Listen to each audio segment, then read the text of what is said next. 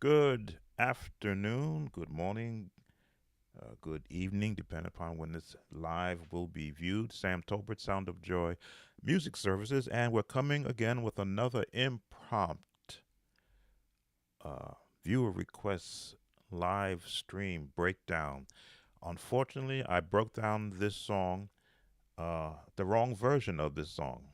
I may or may not delete it from the channel because it is not the song requested or the version requested. Often when I do get a viewer request for a breakdown of a song, they give me either a link or the artist's name. But when you get a song that has a generic title and four or five people do it, I go for the newest version, believing that's what the era of the music that the viewer is asking for. And I picked the wrong song. And the song I did pick was a tight one. If you saw that video, as I say, I may delete it because that was a tight one. But I listened to a clip from this one.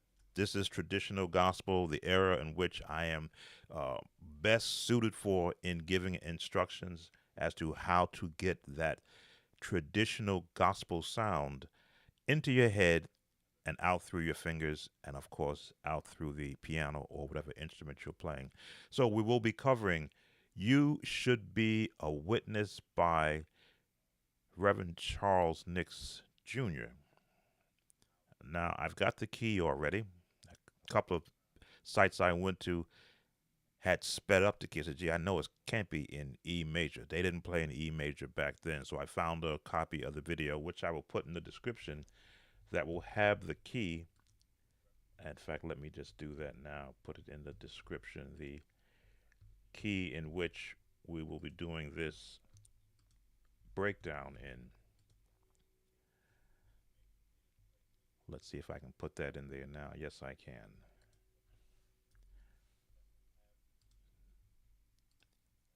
So what you can do, if you want, you can play the song either while we're doing this breakdown, because I can't let you hear it. The last time I aired a song, YouTube did come after me. It wasn't that bad, but they did alert me that I have infringed on a song that is in their current catalog. So I won't let you hear it, but you will hear me breaking it down.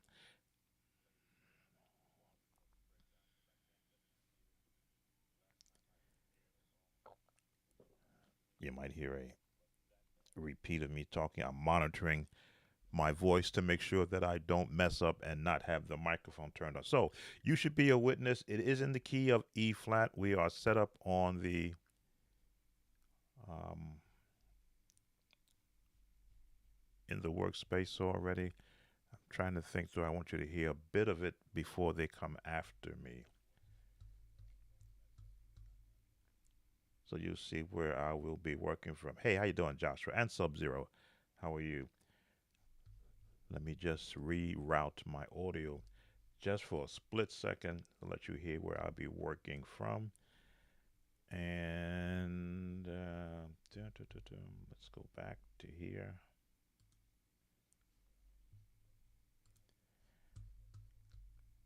And I'll let it play through just a tad. YouTube picks it up real quick. So let's see how quickly I can let you hear where I'll be working from. The organ is the primary instrument being played, but that's not a problem because they do use the same fingering, just a different placement on the keyboard. So let's hear a bit of it. Let me just change my scene.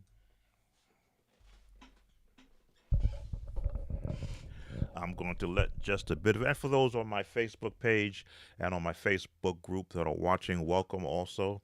Didn't want to forget about you. I always try to share live streams, not just with the YouTube audience, with those on my Facebook page. So you will get a glimpse of what's coming in September, breaking down the gospel sound for these church songs. So let's just hear a clip of it.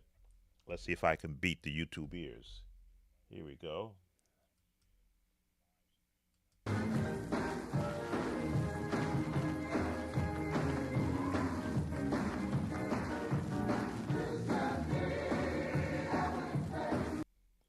And I'm going to stop it right there. That might be enough to catch YouTube ears. If it does, it's at the beginning of the video. there's a way that I can mute that out. So that's the era, the genre of this style of gospel music, choir gospel. Let me just rechange my mapping so that it doesn't get heard as I go through the song. There we go. Send it out to here. So E flat is where we are in this song. Turn that up.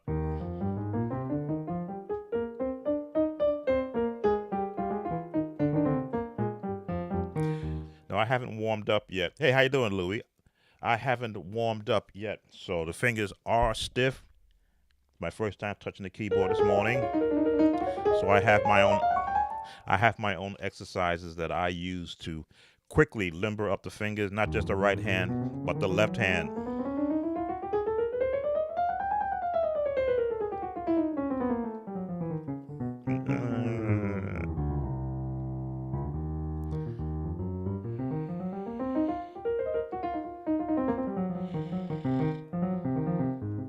There we go. Still a tight, but from a lesson standpoint, they will fall into place for the chords that I've already heard. Now the song is organ dominant. This era, the piano players weren't really thought of because the organ was and in some cases is still the instrument of choice as being the lead instrument for gospel singing. But then you rely on what the choir voices are. Now that's what I heard from the album, the actual choir voicing, which means even though I'm in E major, they are in again what I call the secondary scale for gospel music, the harmonic minor.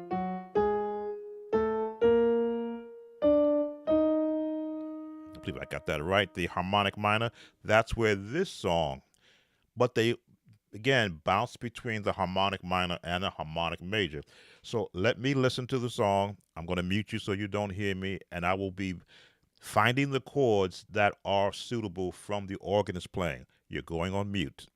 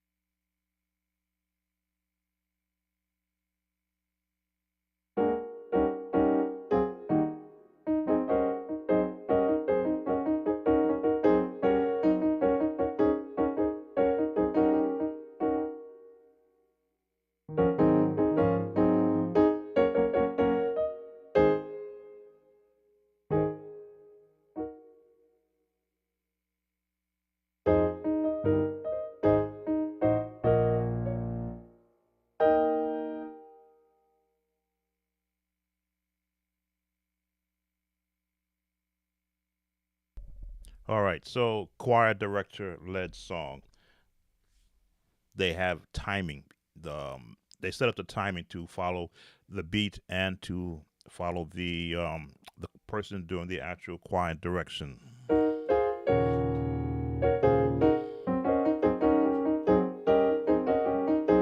Now this bounce that I'm doing right here is right in that bounce.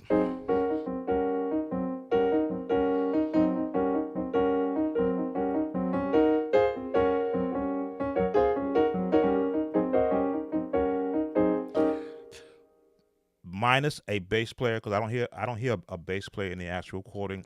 But I do hear the organist using his bass foot pedal. So of course I don't have a bass foot pedal excuse me, with the piano. But what you do is you adjust.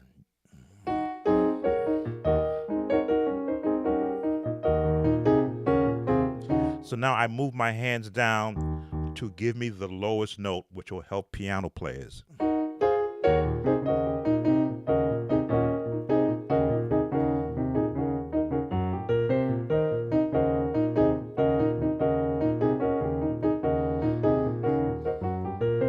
So as you can see now, the left and the right hand are working in conjunction. They're syncopation, but then they lock in.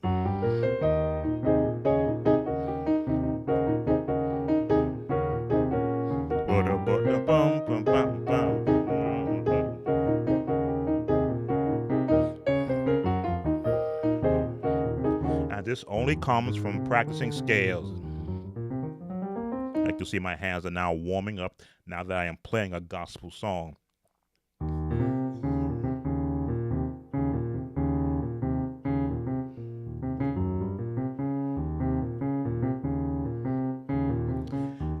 If the pinky stays on that lowest note, you won't get lost because now the fingers will fall in place.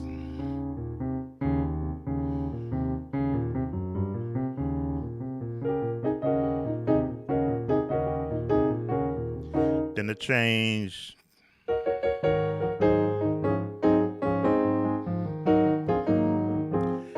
For those who count the number system, this is the 1. This is the 4.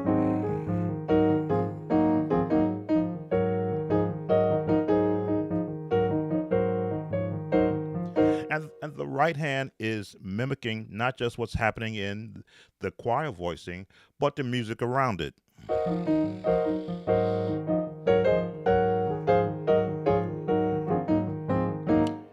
There's a question. When you are done, can you please redo What a Fellowship in F sharp quickly? Someone requested it E flat, and you did it, but I want to see how you would do it in F sharp. Let's see if I have time to do that. I want to get this one out because of the viewer did comment to me what version did I use. So I've got your comment there, Joshua. Not a problem. So let me listen some more because there's a walk up that they use.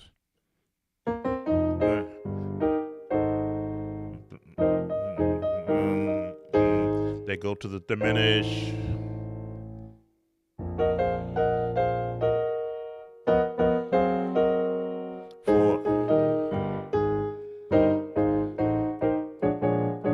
I want to get that walk up correctly, so I'm going to put you on mute so I can listen and play along with it. Be right back.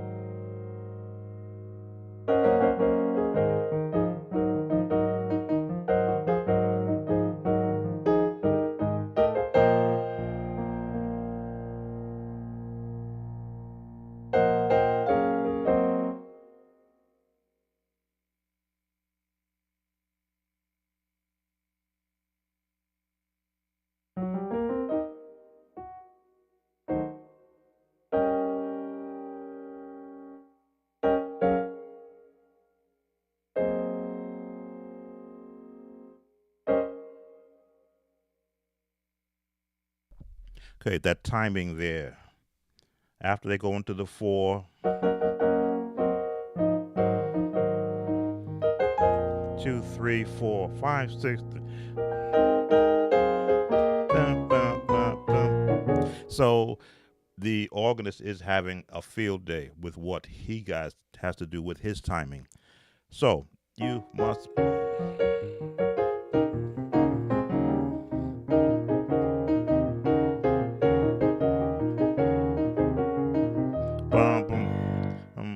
Walk.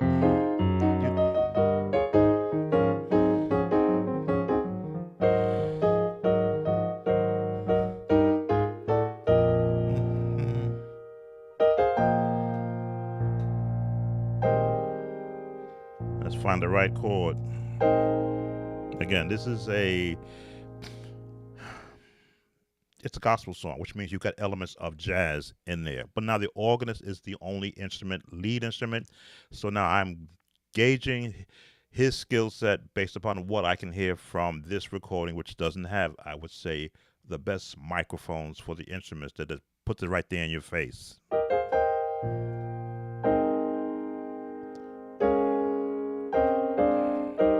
Let me get that turn chord correct. Be right back.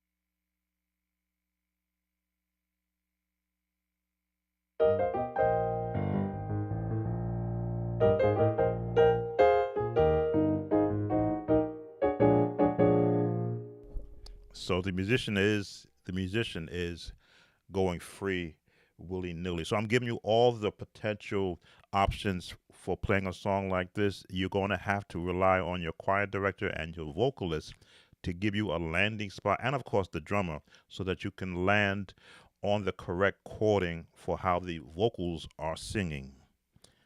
So I gotta tell somebody. I think it is somebody. The four, which is the A flat. Now, because I've played these chords, these are preacher chords. That's why I said the organist is the dominant instrument. He's playing preacher chords.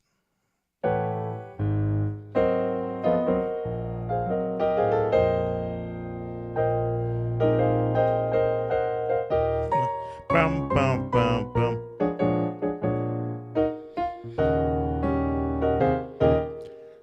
All right, so that's what we're hearing. So I've given you the turn there. Let's continue on. Put you on mute so I can listen some more and play with it. Here we go.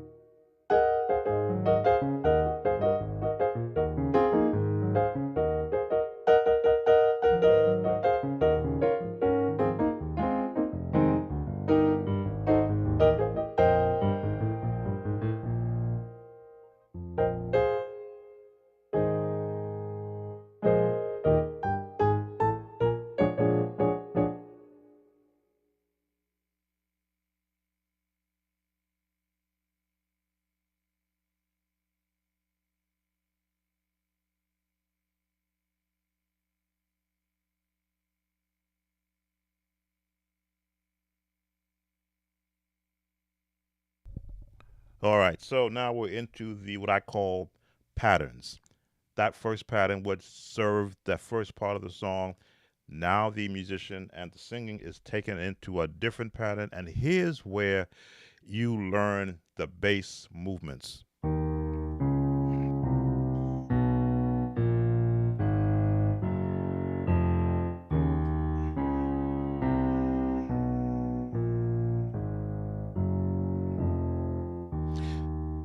that is the progressions that the musician is using.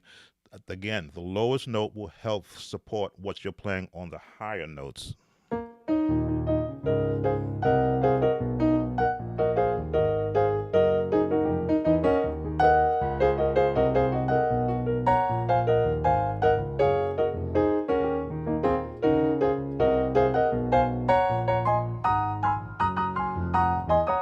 So you see, the left hand is just following a pattern. The right hand is going nuts because as I'm listening to it, the sopranos are singing their part, and the musician is just dropping notes.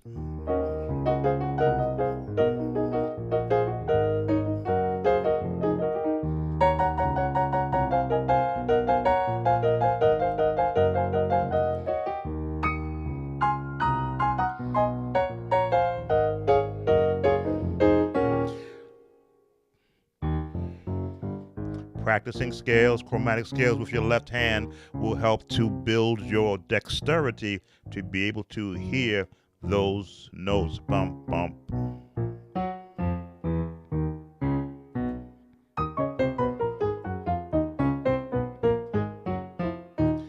And to hear that again, they're in the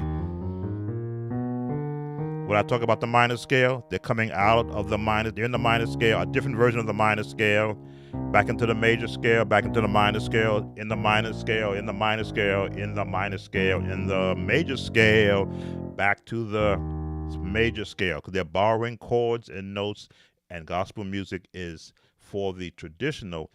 That's the only two chords. That's how they could change the overall tone flavor, either major or minor, major or minor, major or minor. That was the way gospel music of that era. And of course, when the jazz musicians came in, they loved it because it meant from going from the one to a minor four, right? To the one to the minor four.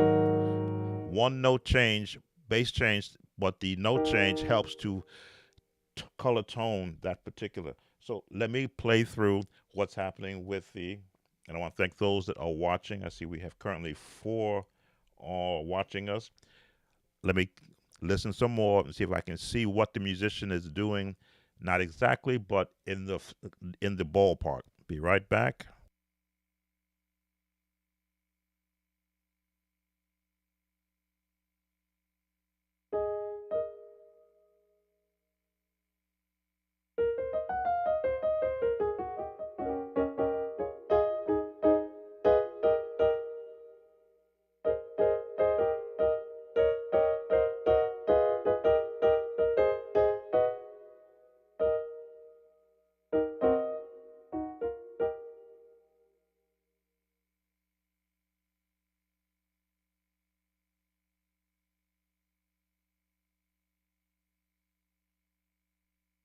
All right, as I suspected, the musician is he's hanging on his. This is his highest note for the musician, but he's hanging in, following the notes.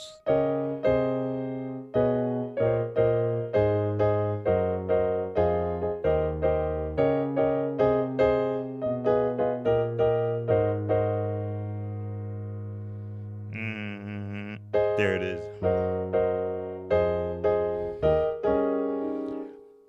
From a learning standpoint, you just want to stay in the ballpark.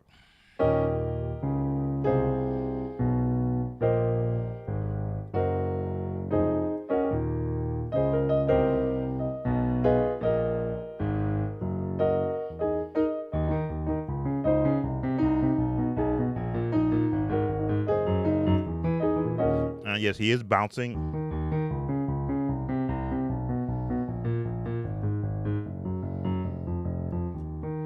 And yes, when you do take my course, you are supposed to learn how to bounce.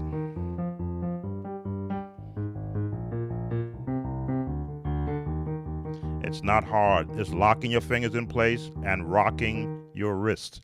This is all a bounce is.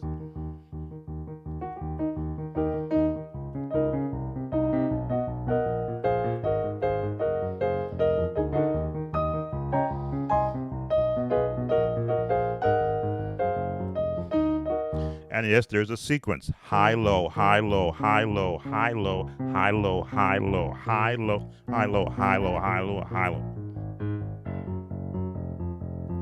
Can you go low, high? Yes.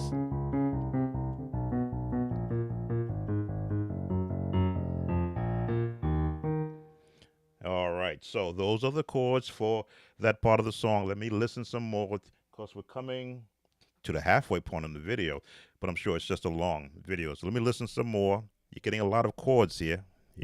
Here we go. Mute. Don't stop working now.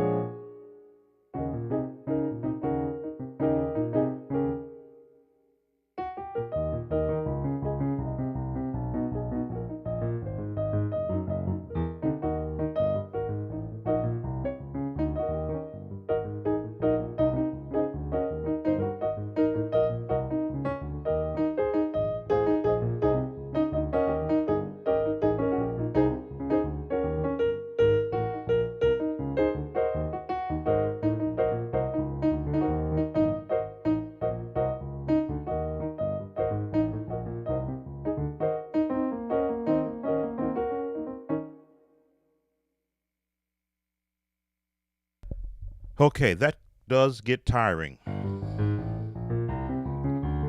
So that's why you may do it for one or two revolutions and then break off.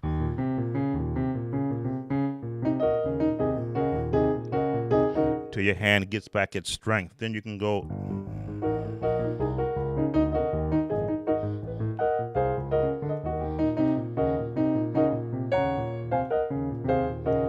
And if that's tiring, come up here.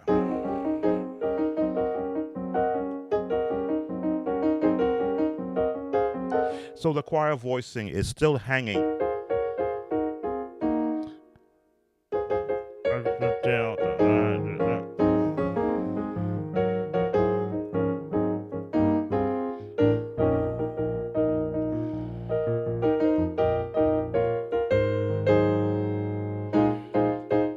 Bum, bum, bum, bum, bum, bum. So you see that turnaround that is right there.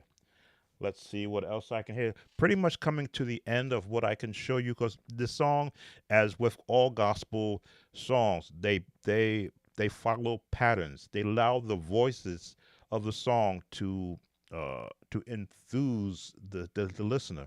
The music is just a resting place for the voices. It gives the voices a chance to rest, especially with a choir.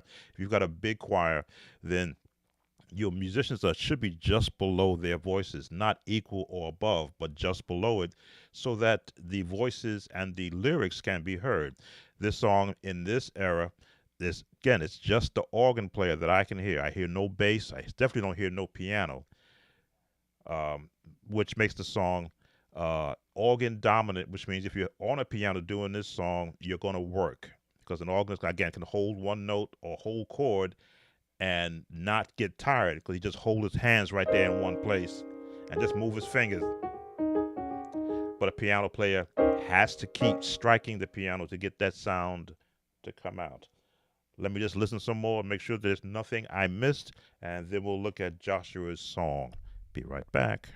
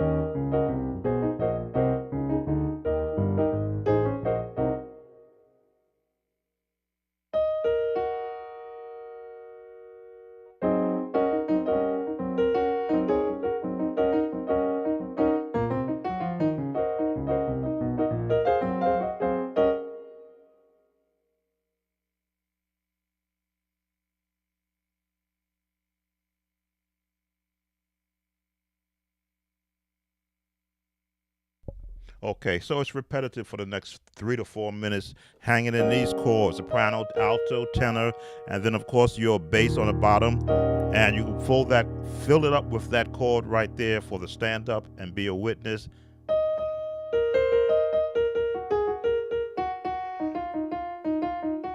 Those are your choir voicing and the bass.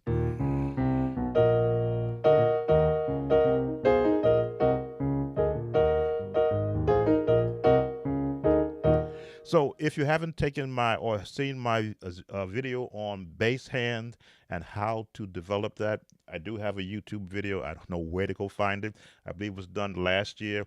That shows you all these different bass notes, bass notes that are prevalent in the use of gospel music, jazz.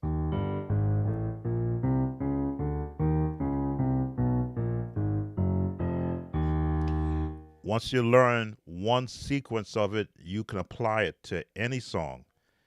In fact, if you watch me do a lot of my free flow playing, I will pull out those different bass patterns just to help fill the actual bottom of the note. Some people will say just stay in the one,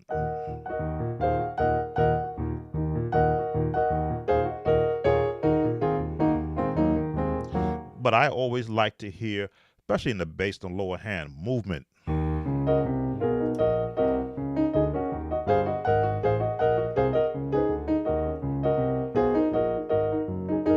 I mean, the notes are there. Why not make use of them?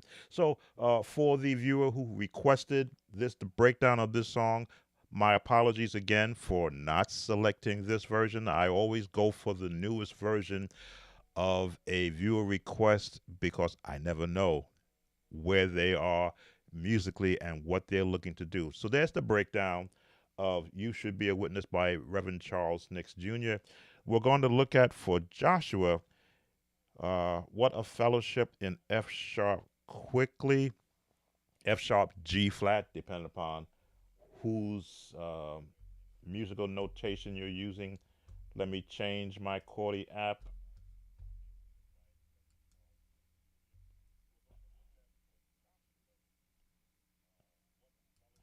And I'll go to F sharp, so because F sharp was requested in the viewer request.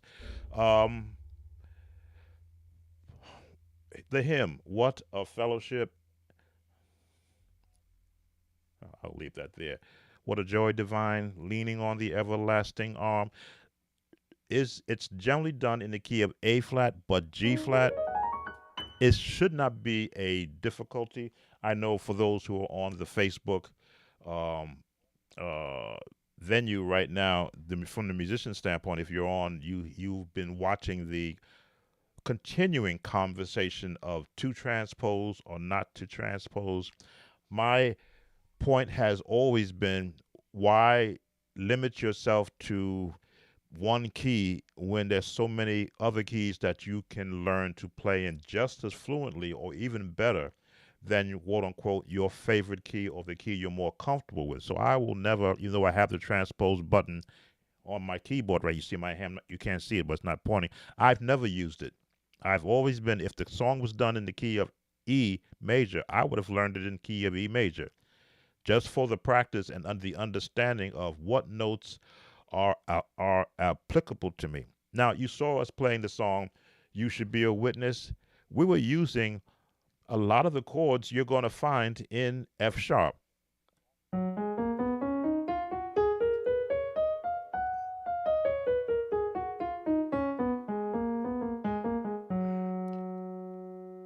Not in F sharp minor, but in F sharp major. A lot of the chords we were using there are in this key. So the hymn, "What a Fellowship," I've always approached it as I won't call it a pop song, but a song that has movement. Hmm. We're in G flat, so I got to think C sharp. There it is. Turn B. I got to think of sharps now. B sharp minor or major. Diminish. Back to F sharp. E minor. Now it's D sharp now, so it's D sharp minor. I always speak in G flat, not F sharp, but the request was F sharp. So I'm letting you see how the designation of a note messes up the mind of someone who has tried to stay common to the chords.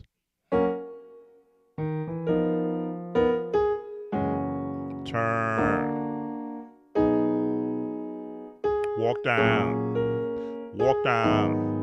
diminished.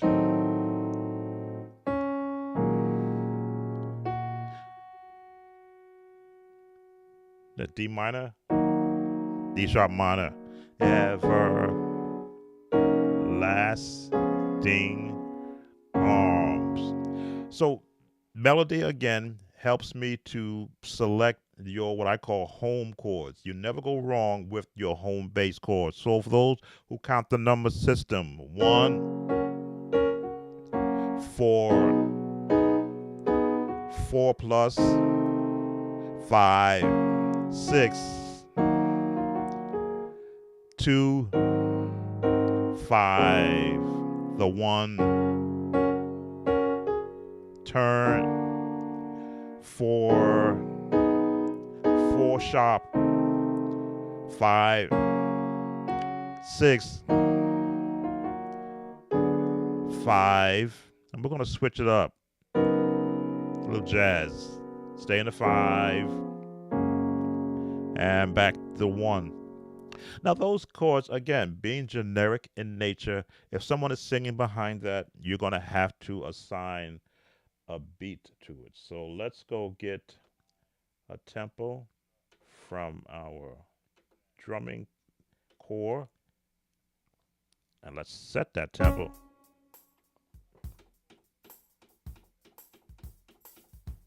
You don't want it too fast.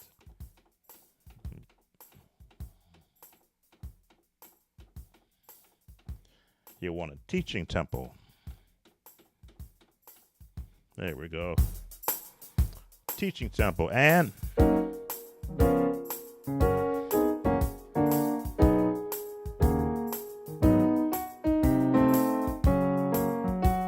minor, 2, walk it down.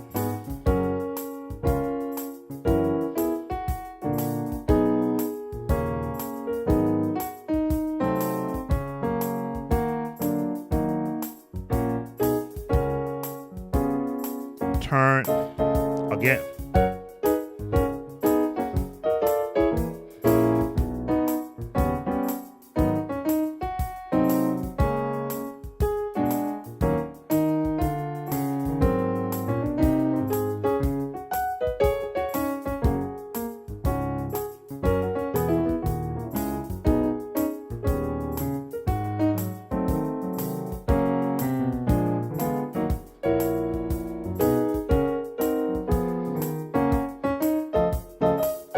Now, I am now pulling out jazz. A hymn, played straight, is perfectly fine. But given what your audience might be feeling that day, not use the term feeling, that's an emotion. Musicians feel all the time when they're playing. You may see your audience looking kind of upset or kind of bewildered from what happened during the week. You start turning a jazz song into a hymn, and all of a sudden they will perk up.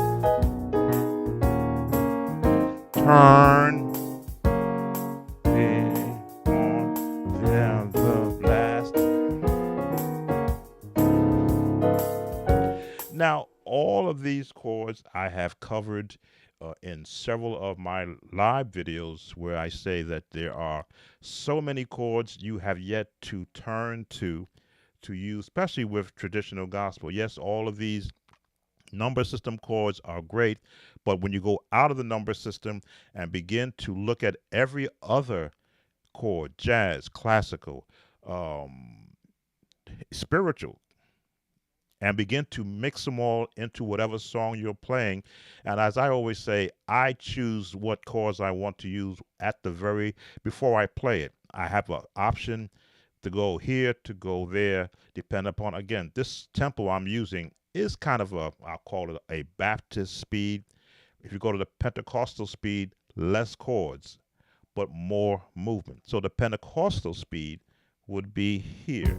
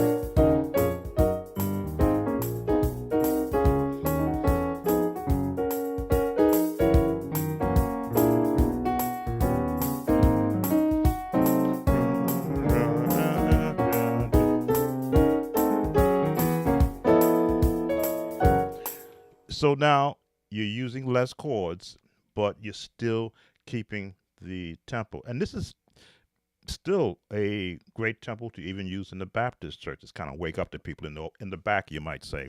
So, and you always want to look for the melody at the top, but every now and then you can go outside of the melody.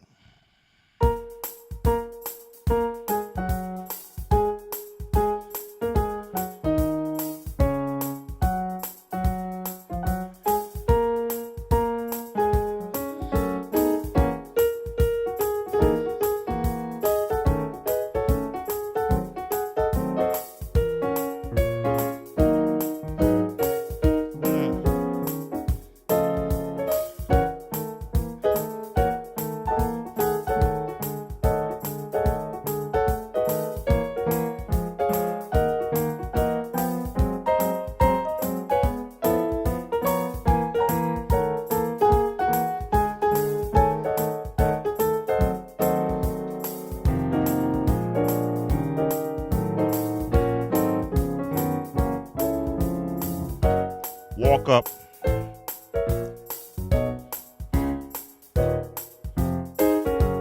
down,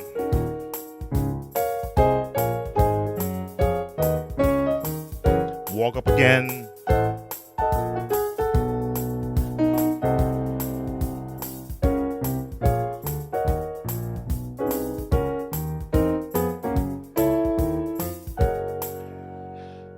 bass notes really help to support wherever your chords are going to go. That's why I often say if I had to play with a bass player in my earlier days, I would have never have developed a bass left hand because I'm thinking where I want to go bass wise while I'm playing.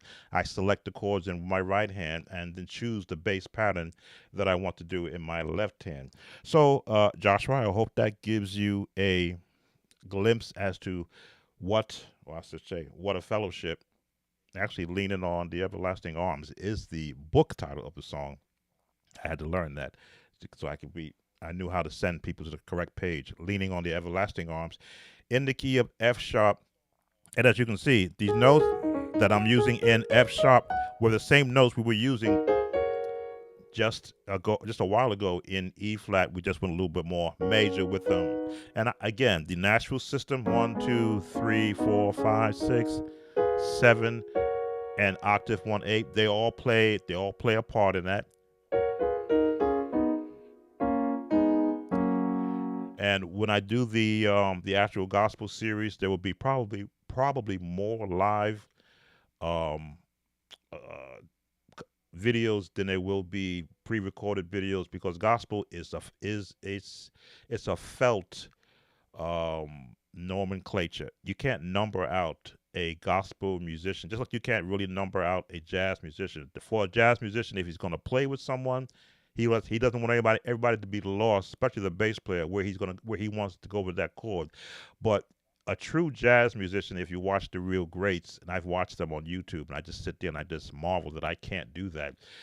They'll be humming where they're going to go. And I do that sometimes too. You don't hear me all the time. I'm trying to keep away from that. But I'll hear my movement in my head. I'll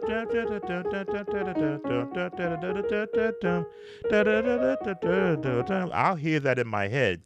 And if I don't practice it,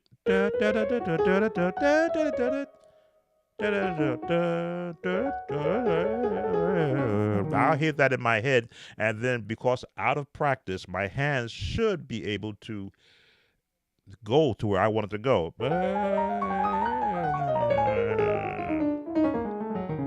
And I've often, as I said, and especially in my lives, a lot of what I do um, here in the virtual world, when I was in church, I used maybe 10% of it. Why? Because I was there to support the service, not to be on display. There were times where I had postludes or I had a point in the service where I could choose the song, in which case I looked at where in the service the where I was needed to play and how I was going to approach it, again, based upon the audience that was in front of me. For those who and I won't fight the terminology that God is waiting for me to play so he can hear what I'm going to do. No, I've often said God already knows what's in me, but the people who haven't heard me yet don't know. As you watch me play now, I'm sort of going off a little bit to the right music wise. As you hear me play, this is what I've worked to install within my thought process. It is not something brand new, as they say, brought down or called in or I heard. No, I have to have practice.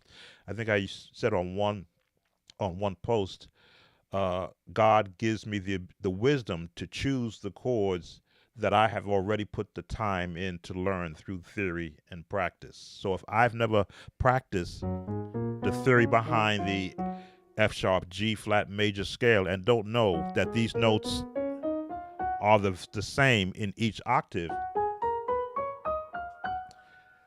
so that I'll know this is low and this is high, and I've never practiced the ability to muscle memory how to go to those notes, then how can I draw, as they say, from an empty well? If your well of theory, your well of practice is insufficient, then you will have problems looking at a keyboard and seeing a chord and hearing it before you play it, and not knowing that that chord is always going to be there if you know you want to get to it.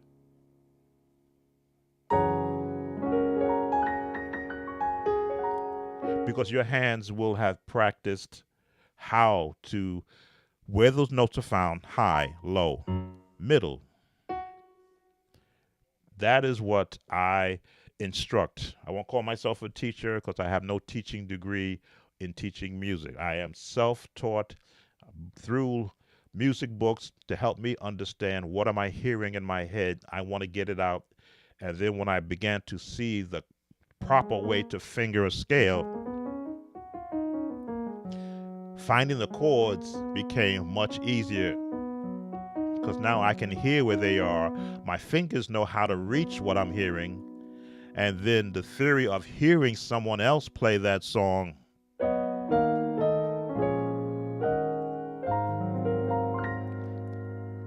now that I know what it sounds like and I know how to get to it, that's the theory and the practice. When it comes time for performance, I can now reach those same chords.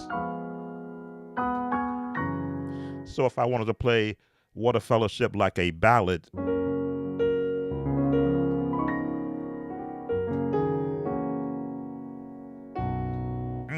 B,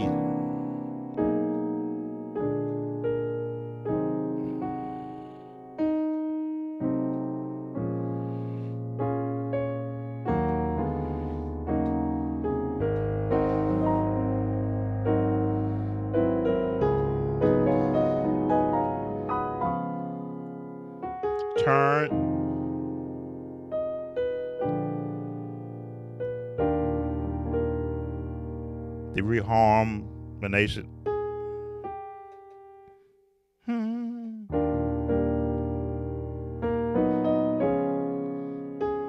There it is.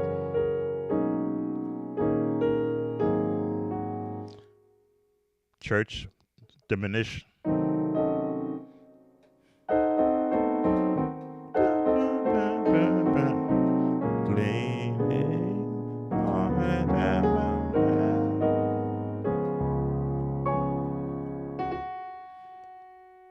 E major, D rather. Because now we're going to go to G.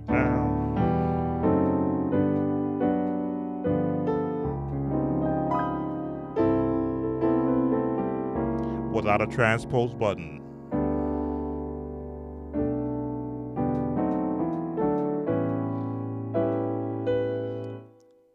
F.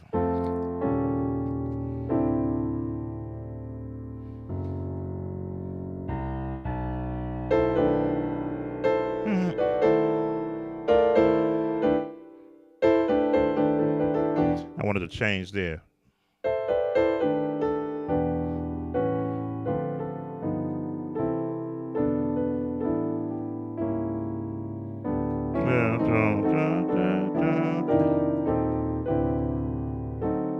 I want to go to A flat.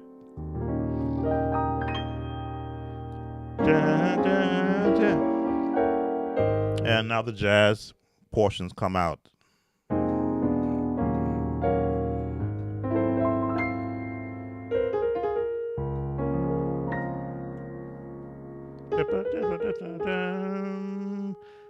Diminished.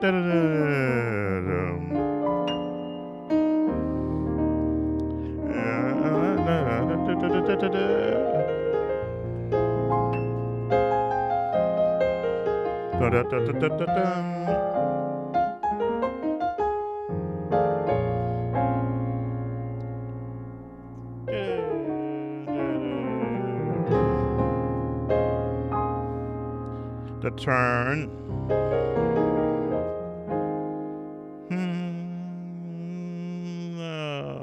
E major, E flat major with a C. I had to hear that chord first and to go find it. B flat. Richard Smallwood turn. When you hear Richard Smallwood songs, and we're going to cover this in the series on the gospel music sound, we're going to look into how he has his patterns also.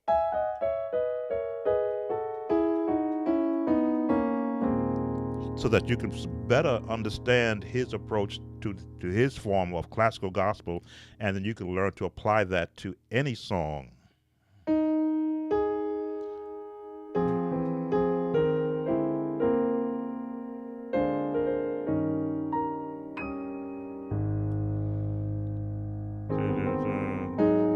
Minor.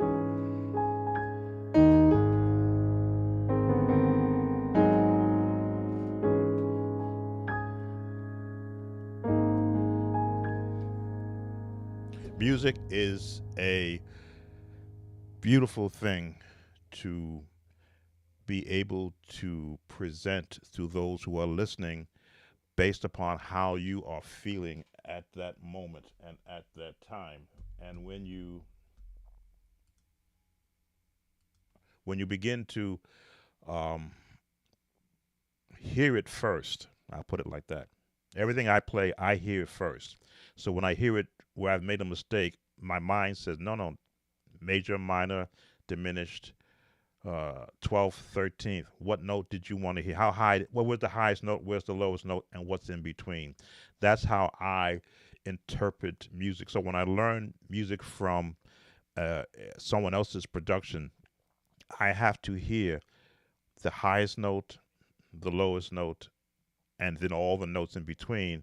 And what scale are they using at that particular time? Are they using a minor scale? Are they using a major scale? Are they using a diminished scale? Are they using a scale of the whole tones? I just get this right.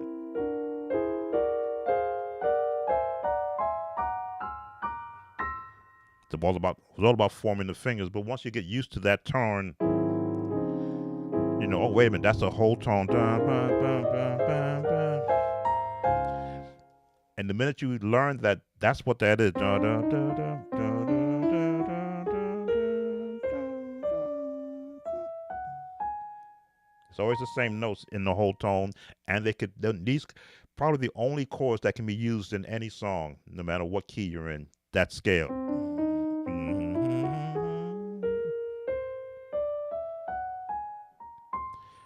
Once you do the chords from it, you find out that everybody's using it, depending upon, as a mixture in their song.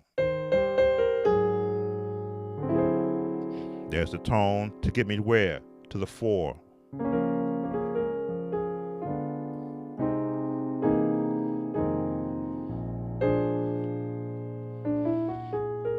There it is again. Then you switch it up.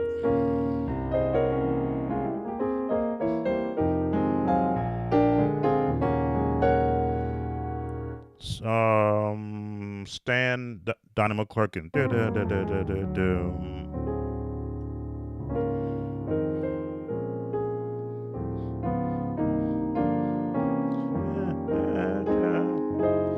And as you can see, I call out no numbers. I do that for a reason, because I don't see numbers. I see chords.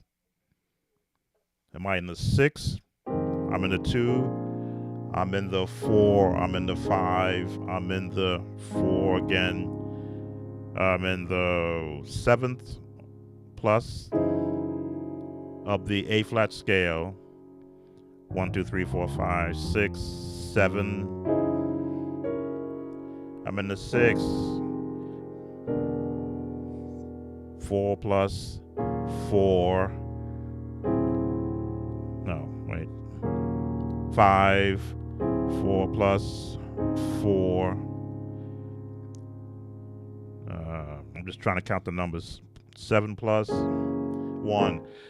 I'd have a hard time trying to figure out what I'm doing if I had to think numbers. So I'd rather play the chords based upon the placement of notes, based upon what I've practiced over the years, decades now, and then the different styles I would want to apply to get a desired result musically. You will never know what I'm going to play until I play it. The magic of the electronics lets you see the notes I'm playing based upon how the software determines the lowest note. Like I could give you this chord, and you see this A as in A major 6, C being the lowest note. But if I took away that note, now it becomes an F minor 7. If I take away those notes, it becomes an F minor 3rd. Well, which note is it? It's the note of the chords that I'm playing. But the minute I change, there we go. Now it becomes an A flat 13. Why? Because every note has and I'll call it a root, a place where the note starts. The minute you add a note on the bottom, that designation of that chord changes. So this will always be a C.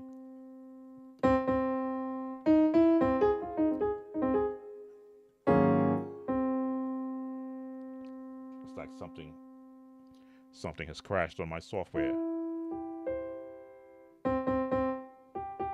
It's not showing me the single notes. Okay. I guess it doesn't see single notes. Until I form a chord or a combination of chords, the software will begin to tell you what that chord is. But the thing about chords is that this could be a 1 or it could be a 3, depending upon what key you're playing it in. Is it a 1 or is it a 3? But the minute you add a lower note to give that chord designation, you now change the name of that chord. That's why I like chords versus the number system. Number system is to get you into the song if you've never been there before. For me, I get into the song by hearing what someone else has played. Like I can open up a hymnal, go to a page, and see I have decided to follow Jesus. It's sheet music, which I can sight read. So I can look at this and go,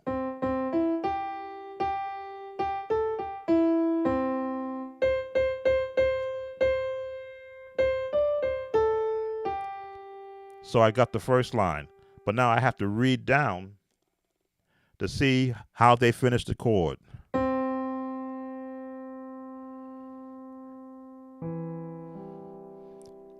So now that's the chord, and it's just three notes here: C, E, and the G. Wait, is that right? Treble clef always gave me an issue. That's a C there. Strange. But that's what sheet music will do to you. It will cause you to go discipline because I know the song, or if I was just learning the song. Once I got the melody and your bass chords, I would now look at the song I would give it that opening.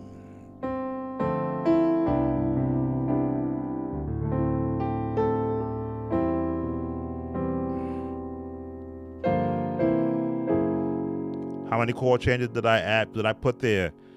I have decided. Learning and hearing jazz taught me that I can now fill up chords, a melody with chords to give it a whole different touch. I could have gone, I have this. This is the number system. 1, 4, 5, 4, 4, 1. My approach is I have decided to follow G. Nah, nah.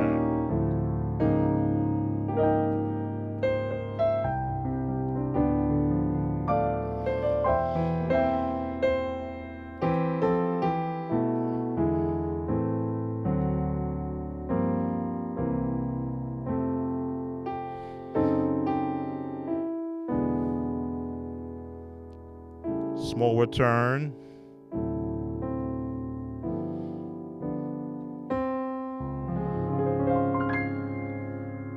And resolve.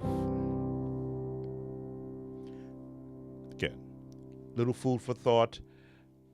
Am I against the number system? No, because it helps a lot of musicians get to places they wouldn't get without a formal teacher. That's why I call myself an instructor and not a teacher, because I will go to the theory to get you, as I say, to the ballpark and to the row you want to go, but you want to get to the right seat.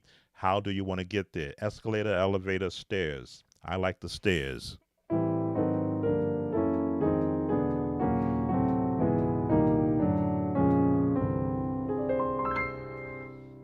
That's just how I approach it.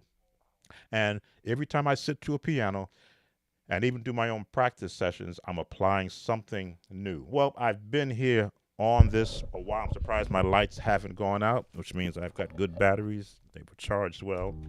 Just changing my scene.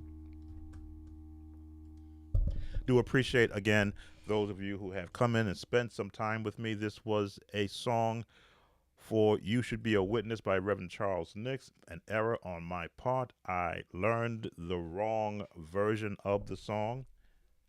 But again, because I learned the wrong version, I picked up some chord changes that I've never used before from that song.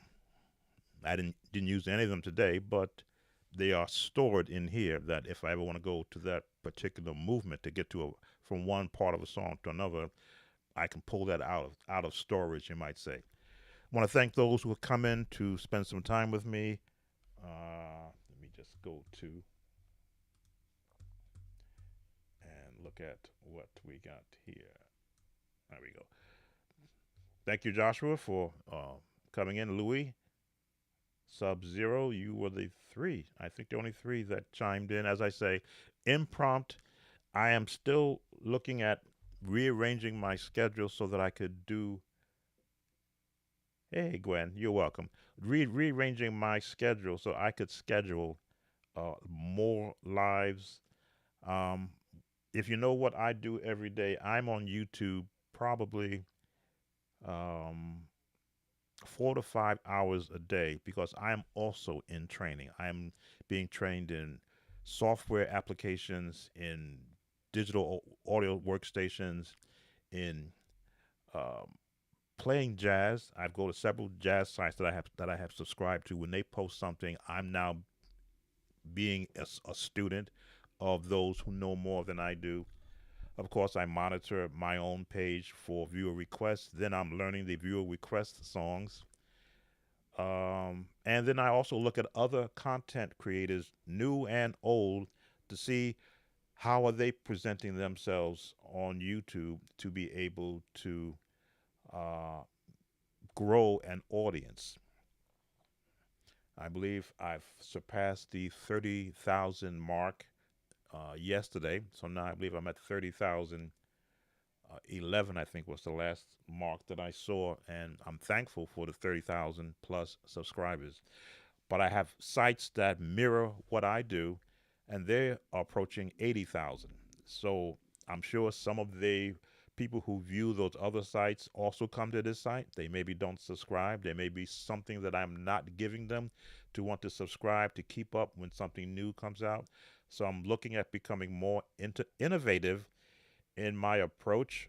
But I can only learn that again through coaching from those who are online who are actually doing it. So, am I going to change up um, the workspace, how this page looks? I may change up that actual camera position. As you can see, I've already changed that page, and I'm going to look at changing some more. If you've been watching my YouTube shorts,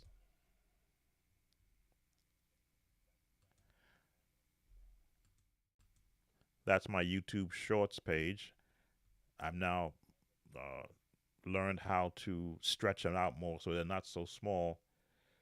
So there is always movement. I still have the organ mode scene. Let's see, I think this scene should have some.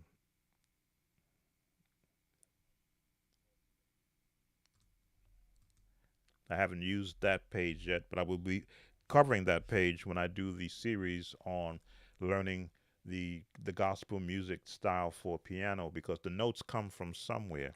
So you need to have a point of reference as to where am I getting all these chords from? Well, they're in books. They've always been in books.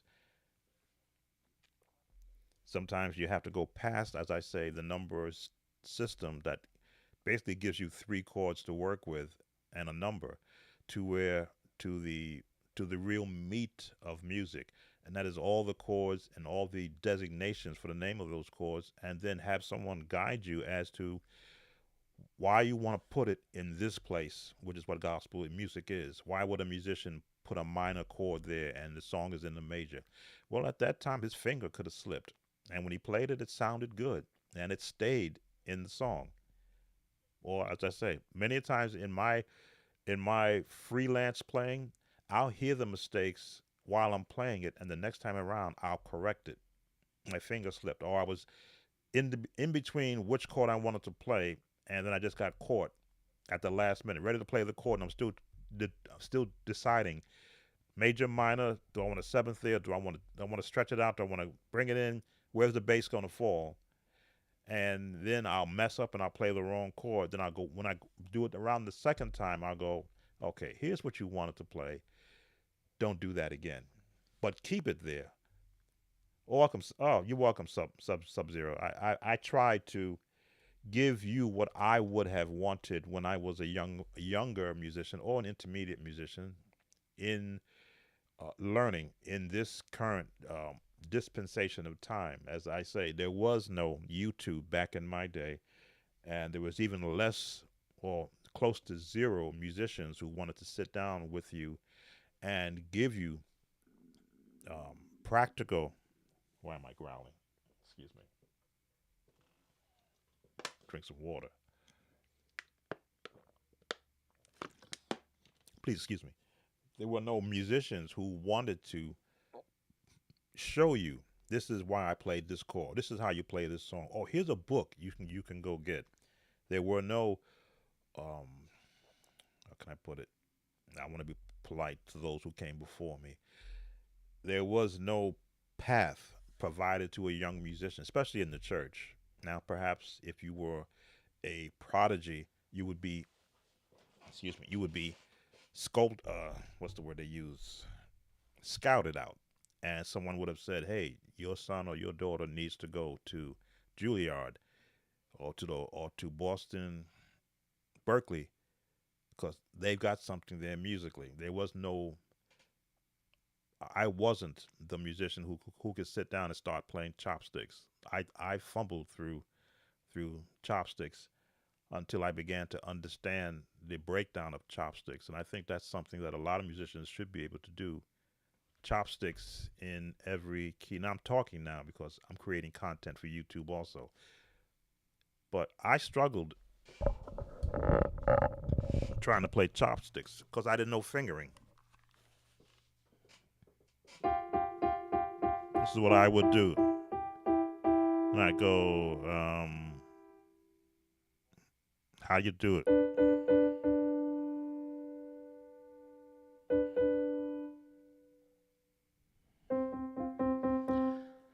It wasn't until I began to practice scales and then went back to chopsticks.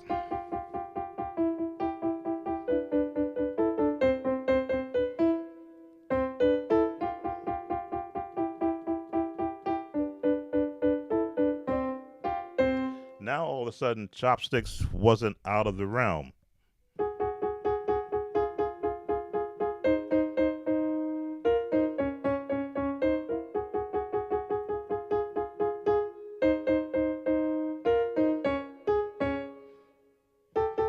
Change key.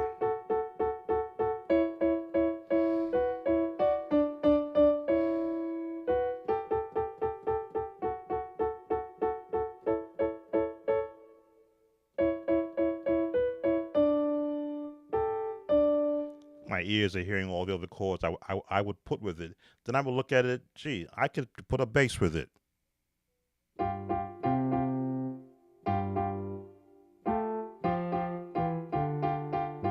There.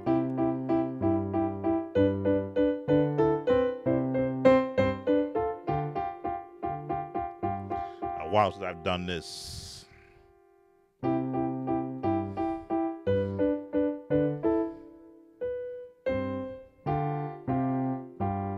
I haven't done that in so long because I've already morphed it.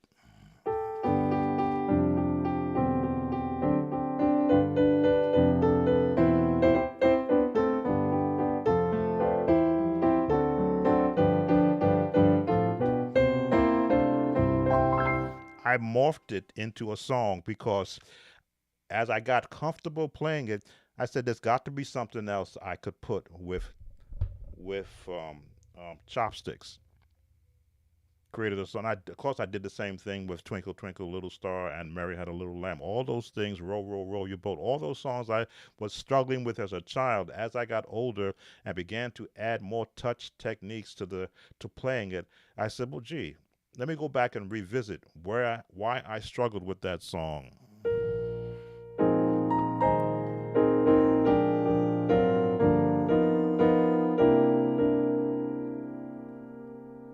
Mm-hmm. I know where it's going.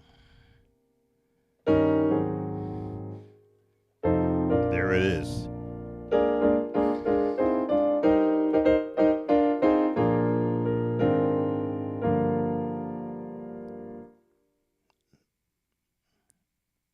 I want to again. This is I got caught into thinking where I want to go. I know it's going to go to F or to the two.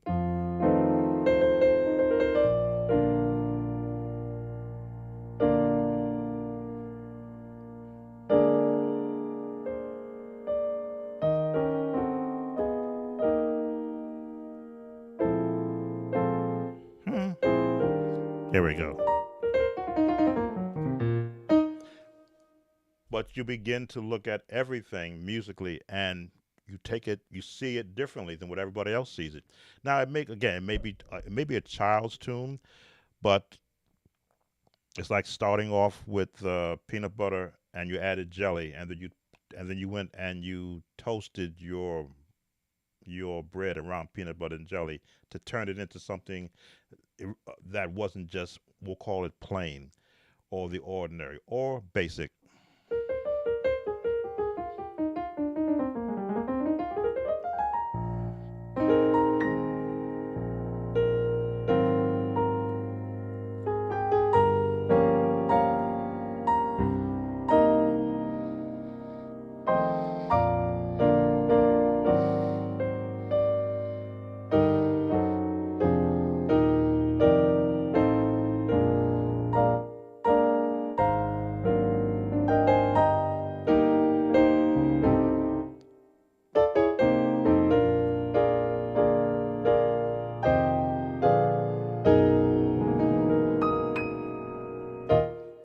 All right. If I don't leave, or if I don't,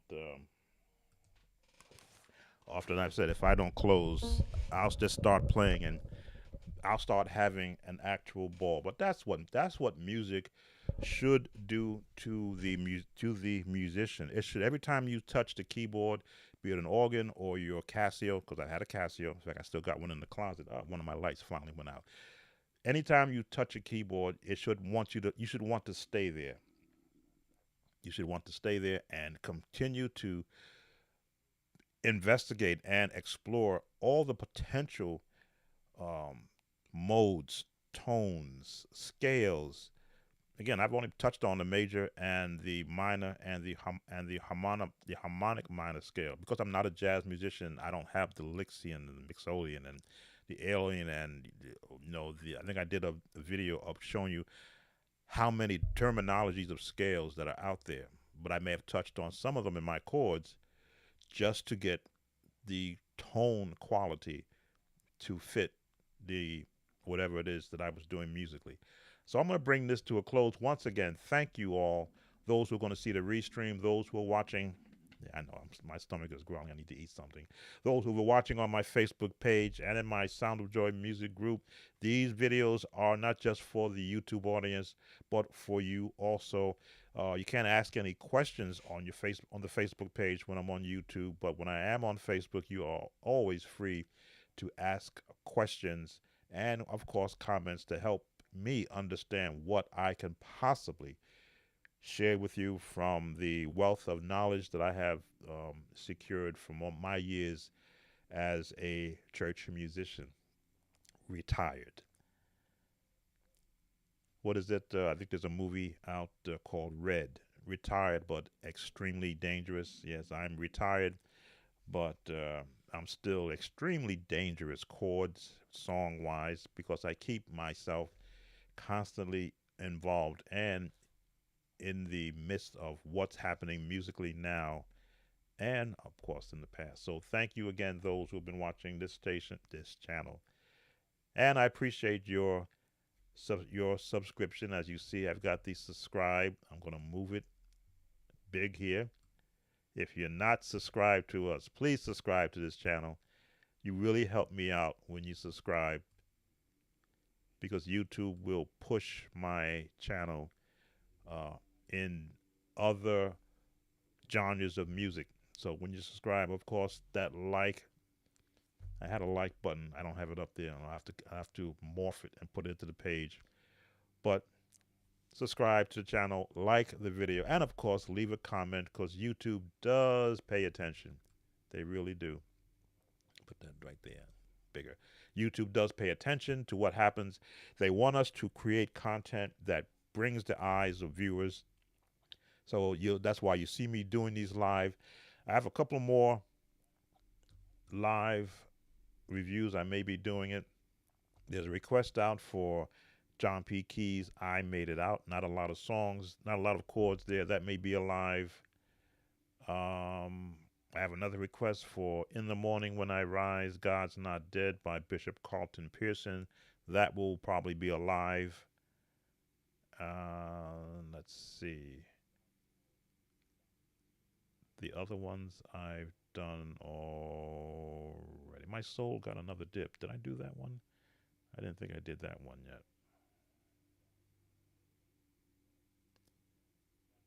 So there's quite a few that I may make lives. This way I can actually do the breakdown versus learning the song, then creating a video, then doing the editing. I like doing it live because then you'll see the whole process. You can't hear the song because of YouTube copyright um, guidelines, which I try my best to stay within.